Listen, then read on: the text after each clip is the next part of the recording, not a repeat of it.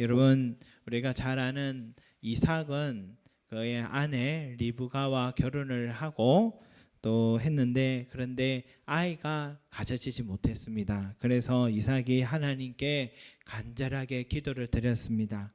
그럴 때 하나님은 그의 기도를 들어주셨고 그의 아내 리브가에게 임신을 하게 해주셨는데, 그런데 쌍둥이를 낳게 하셨습니다.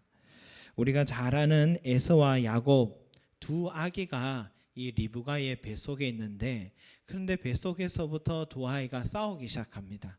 얼마나 싸우는지 너무 걱정이 돼서 또 하나님께 다시 물었습니다. 이게 도대체 무슨 일이길래 뱃속에서부터 아이들이 이렇게 싸웁니까? 하나님께 물으니까 하나님께서 이런 말씀을 이삭에게 해주셨습니다.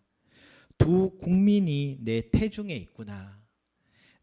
두 민족이 내 복중에서부터 나누이리라.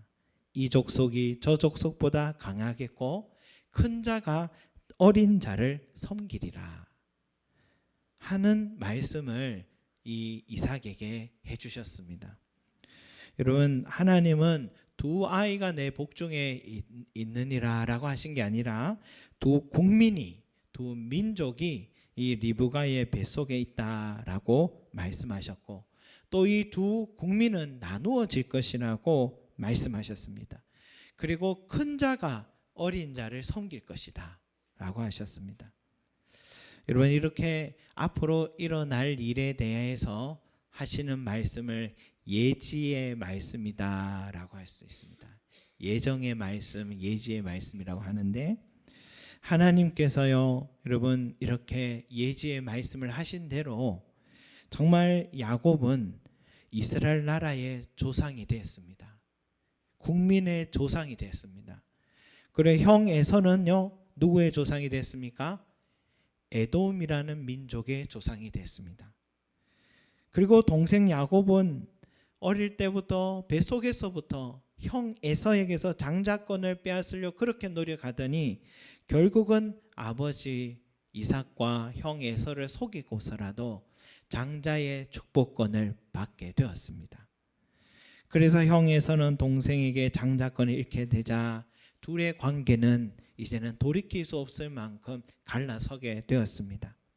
형제 두 사람만 갈라진 게 아니라 400년이 지난 후에 이 야곱의 후손들인 이스라엘 민족이 출애굽을 했을 때에 가나안 땅을 들어가야 되는데, 가나안 땅을 조금만 에돔 땅만 지나면 되는데 형 에서의 후손인 이 에돔이란 나라가 무슨 원수가 졌는지 들여보내주지 않아서 결국은 이 둘은 민족과 민족 간에도 나누어져 있는 그런 결과를 또한 보여주게 됐습니다. 그러니까 하나님이 두 민족이 나누어질 것이다 라고 했던 말씀도 이루어졌습니다. 그럼에도 또 4,000년이 지난 후에 형 에서의 후손 에돔은 어떻게 됐을까요? 그 세월이 지나면서 역사 속에서 사라져 버렸고, 동생 야곱의 후손 이스라엘 나라는 2000년 동안 나라를 잃었고 뿔뿔이 흩어졌다가도 1964년인가요? 다시 건국하고 마는, 그 땅을 차지하고 건국하고 마는 그런, 이 족속이 저 족속보다 강하겠고 큰 자가 어린 자를 섬기리라 했던 하나님의 예지의 말씀이 4,000년이 지난 지금도 그대로 이루어지고 있음을 우리는 보고 있습니다.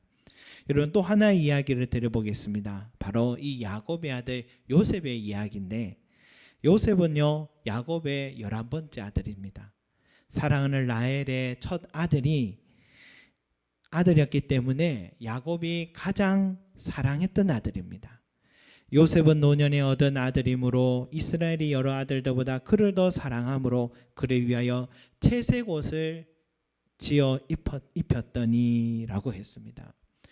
요셉은 브랜드 명품 옷을 입히고 다른 11 형제들은 짝퉁을 입힌 그런 슬픈 가족사가 있습니다.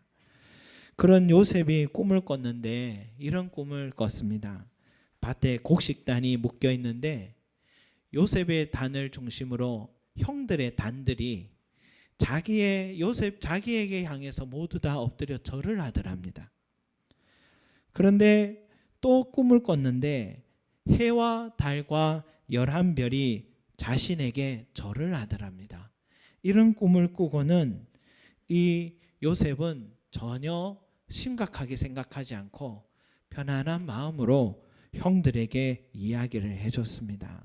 여러분, 우리가 들어봐도 이 꿈은 함부로 말할 꿈이 아닌 것 같은데 요셉은 눈치가 없었습니다. 형들은 그저 듣기만 해도 기분이 나빴습니다. 아, 우리가 너한테 절을 한다는 뜻이구나 이놈 하면서 아버지 사랑 독차지한 요셉 안 그래도 미워 죽겠는데 우리가 이참에 요셉을 죽이자 하고 결심을 했습니다. 그러나 죽이지는 않고 이집트로 가는 노예 상인에게 이 동생 요셉을 팔아버렸습니다. 여러분, 그 당시는 그 순간에는 형들이 미워할 때나 팔려나갈 때 그리고 여러 세월 동안 그 꿈은 요셉에게도 형들에게도 받아들일 수 없는 비현실적인 이야기였을 것입니다. 그런데 세월이 흘러서 어떻게 됐습니까? 정말 그 꿈 그대로 형제들이 요셉의 발 앞에서 모두 다 엎드려 절하는 그런 상황이 연출이 된 것입니다. 요셉의 꿈은 하나님이 그의 미래에 일어날 일을 미리 말씀해 주신 예지의 꿈이었던 것입니다.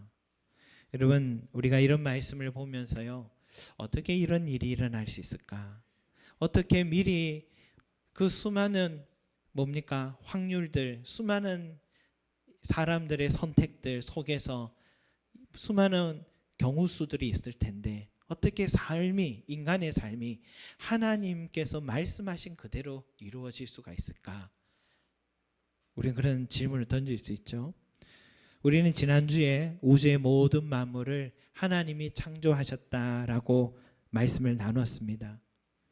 그러나 사도신경에는 그 다음 창조에 대한 말씀을 하셨지만 그 다음 참 중요한 하나의 요소를 빠뜨리고 있는 것 같습니다. 그것은 하나님께서 우주 모든 만물을 창조하시고 자동으로 운영되도록 시스템을 만드시고 팔짱을 끼고 모른 채 하신 분이 아니시고 하나님은 직접 우리의 아버지가 되셔서 이 우주와 역사적인 시공간 속에 들어오셔서 모든 자연과 우리의 삶을 돌보시는 분이다라는 사실이 성경의 이 사도신경에는 언급되어 있지 않습니다.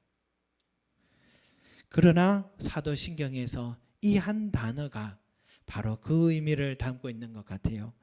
전능하사 천지를 만드신 하나님 아버지를 내가 믿사오며, 아버지라는 이 단어를 이 속에 넣음으로 말미암아서 천지를 창조하신 그 하나님이 우리 아버지가 되셔서 모든 자연과 사람들의 삶을 사랑하시고 돌봐주시는 분이다라는 것을 말씀해주고 있는 것 같습니다.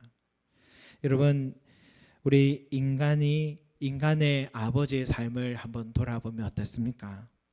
자식을 낳았다고, 창조라고 합시다. 그것을 자식을 창조했다고 아버지 역할을 다 한 게 아니잖아요. 어머니의 역할이 가장 큰 것 같아요. 그러나 아버지도 그냥 아버지가 되는 건 아닌 것 같아요.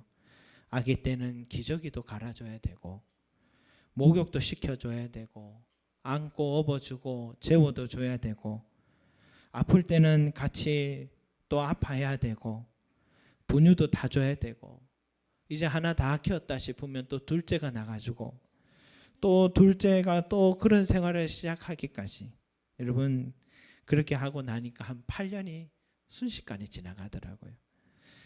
그리고 둘째가 어린이집에 가는 그날부터 이제 아버지 어머니는 자유의 시간을 조금씩 자기의 시간을 얻기 시작하는 것 같습니다. 그런데요, 그렇다고 해서 아버지의 역할이 끝난 게 아니더라고요. 학교 가면 학교 간다고 또 태워줘야 되고 성장과 건강의 환경을 제공해 주려고 노력해야 되고 또 꿈을 준비하기 위해서 교육적인 지원을 위해서 늘 마음을 쓰게 되는 것, 이것이 아버지의 일생인 것 같습니다.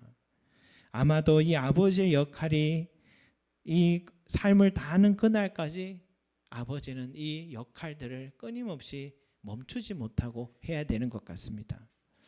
여러분, 하나님께서 우주 모든 만물을 창조하셨지만 그저 손 놓고 계신 게 아니라 우주의 모든 삼라만상이 한결같이 운영될 수 있도록 지금도 하나님께서는 직접 아버지가 되셔서 통치하고 계신다라는 것입니다.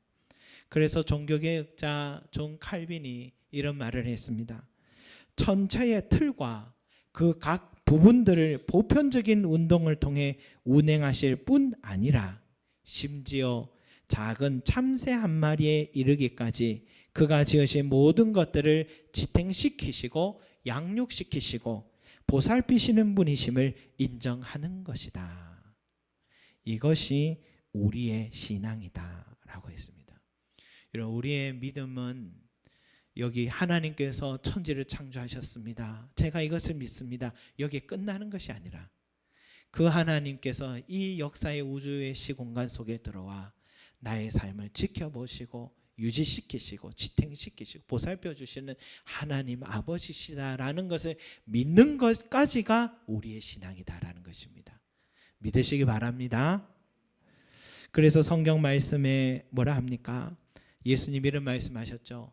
참새 2마리가 한 아사리온에 팔리지 않느냐. 그러나 너희 아버지께서 허락하지 아니하시면 그 하나도 땅에 떨어지지 아니하리라.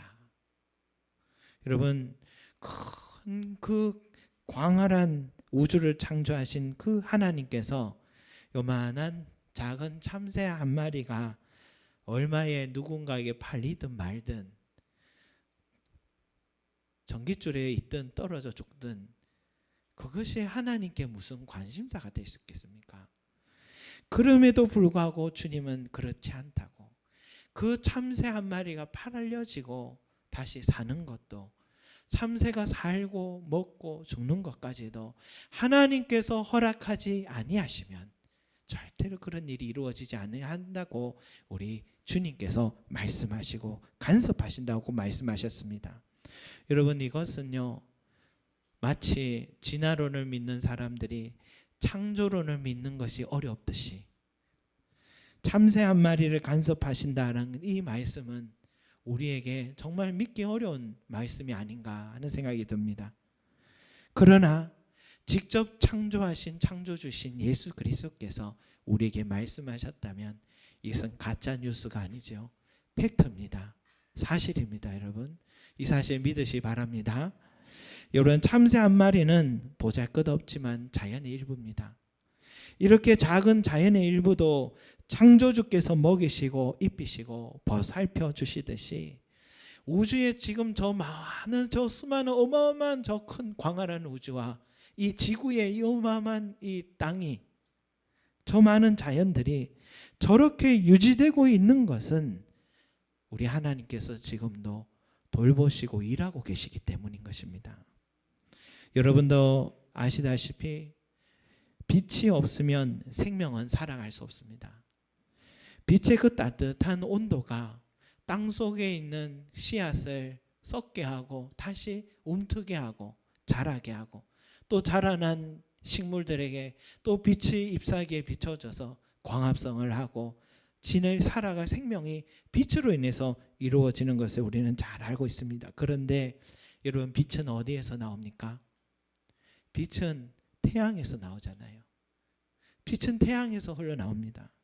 그런데 창조의 과정을 보면 우리가 알고 있는 지식과 다릅니다. 태양은 넷째 날에 만들어졌다 했고 빛은 첫째 날에 만들어졌다라고 했습니다. 태양이 존재하기 전에 빛이 존재했다고 했습니다. 생명의 근원인 빛은 태양이란 행성에서 그 출발된 것이 아니었다라는 것입니다. 하나님 그 본질 자체에서 이 빛이 출발하게 되었다라는 것입니다. 그러니까 지구에 지금 모든 생명들이 살아가고 있는 것은 생명의 근원이 되신 하나님의 일하심에서 출발했다라는 것을 여러분 우리가 믿으시기 바랍니다. 예수님이 우리에게 하시고 싶은 말씀의 의도는 이것입니다. 두려워하지 마라. 두려워하지 마라. 너희는 많은 이 참새들보다 귀하지 아니하느냐. 그러니 두려워하지 마라. 주님이 우리에게 해주시고 싶은 말씀 바로 이것입니다. 우리 하나님은요, 저 작은 참새도 사고 파는 것까지 하나님이 허락 없으면 하나도 안 되는 일이듯이 나의 삶도 하나님의 손에 다 맡겨져 있다는 것입니다.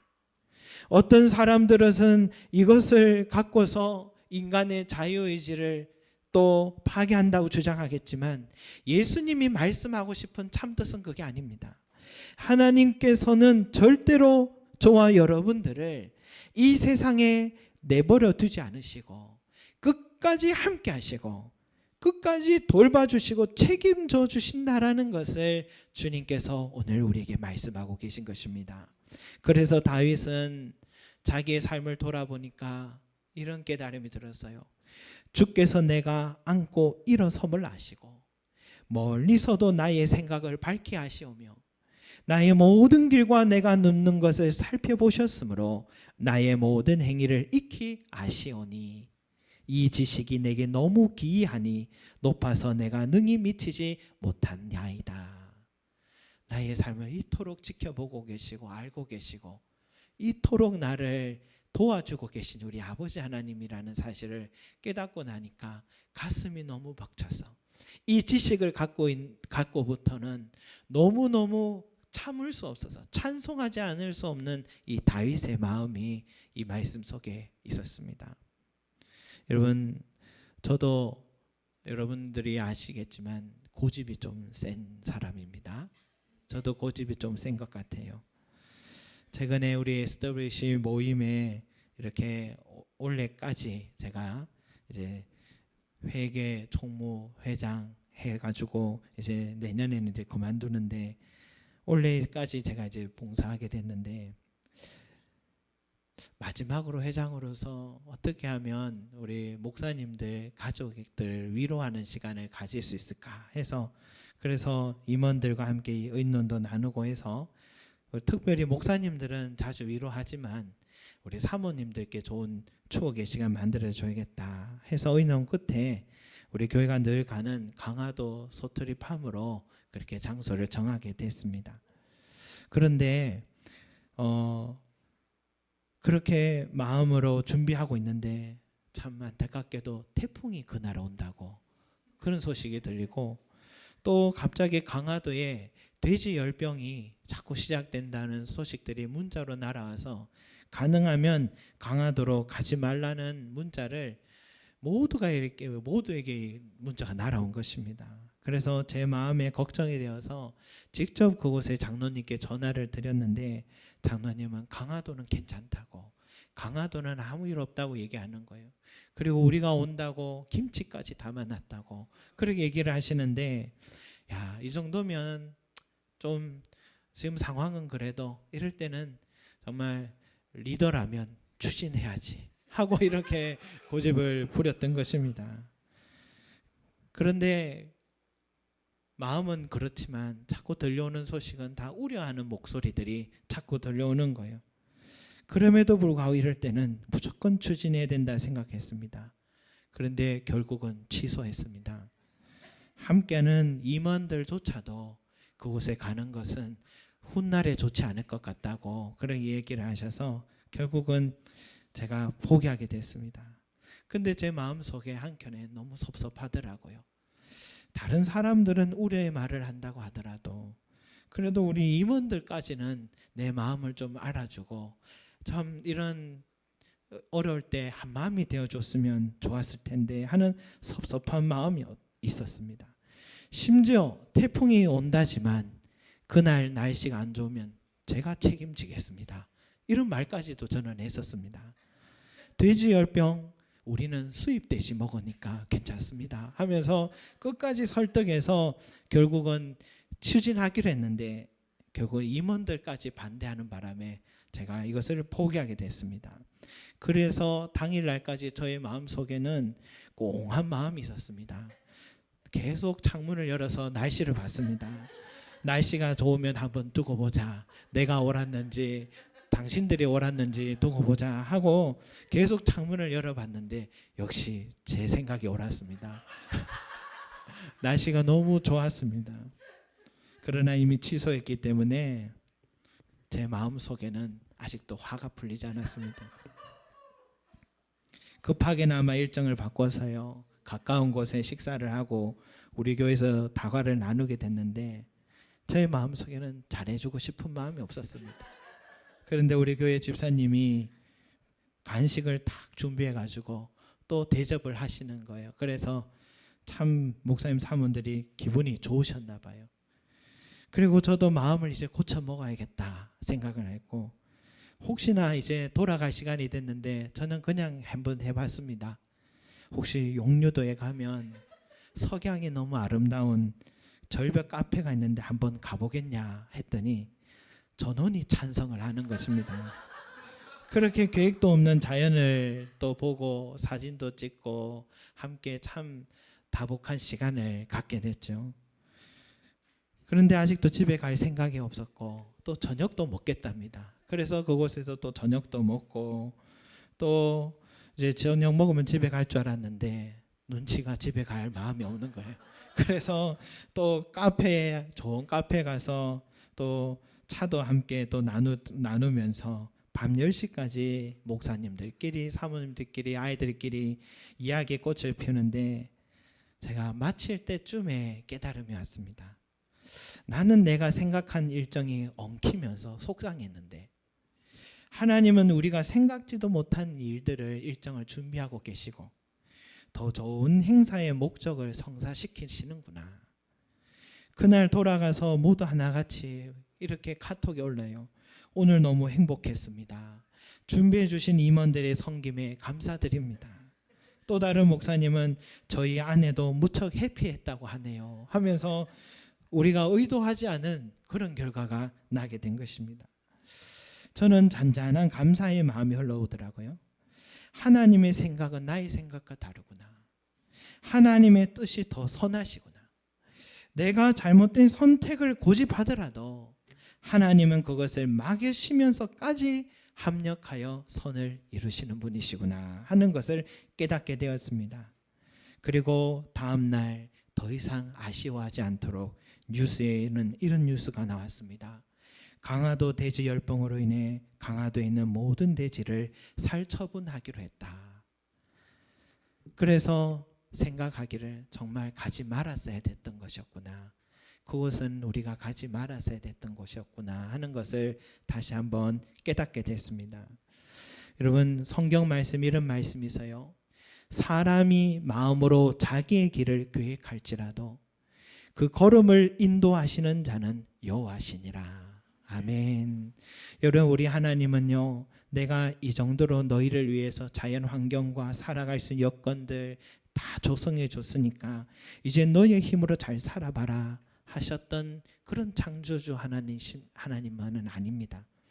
직접 우리 삶 속에 들어오셔서 내가 눕고 앉고 일어섬을 다 지켜보고 계시는 분이시고, 내가 지금 무슨 생각을 하고 계신지도 지금 내 마음에 어떤 무거운 짐을 갖고 계신 것도 다 알고 계신 분이시고, 나의 장래도 알고 계시고 나의 모든 행위를 다 알고 계시는 분이십니다. 그래서 나는 절대로 혼자가 아닙니다. 때론 내가 잘못된 길을 고집하고 고집을 피울 때도 주의 지팡이는 나를 안전한 길로, 옳은 길로 지도해 주시는 우리 하나님이십니다. 이렇게 내 삶을 지켜보고 간섭하시는 것을 뭐라 하느냐? 하나님의 섭리라고 말하는 것입니다. 이걸 하나님의 섭리라고 합니다. 다윗은 이 지식이 내게 너무 기이하니 높아서 내가 능히 미치지 못하나이다.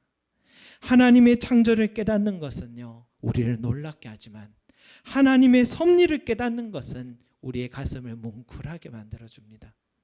저는 가끔씩 뉴스에 온 가족이 목숨을 끊었다는 소식을 들으면서 그 가정의 가장이 그런 극단적인 선택을 하기 전에 이렇게 좋으신 하나님의 섭리를 만나고 알았더라면 절대로 그런 결정 내리지 않으셨을 텐데 하는 안타까운 마음이 있더라고요. 하나님의 섭리를 깨닫는 지식은 너무나도 기이한 능력을 갖고 있습니다. 저 참새 한 마리가 한 아사리온에 팔리는 것도 하나님께서 허락하지 않으시면 안 되듯이 하물며 너희일까 보냐. 하나님은 너희 머리카락 하나까지도 다 세심받으신다라고 하신 말씀 그대로를 우리가 믿고 받아들이게 된다면 그 사람은 온 세상을 얻은 사람과 같이 행복한 인생을 살게 될 것입니다.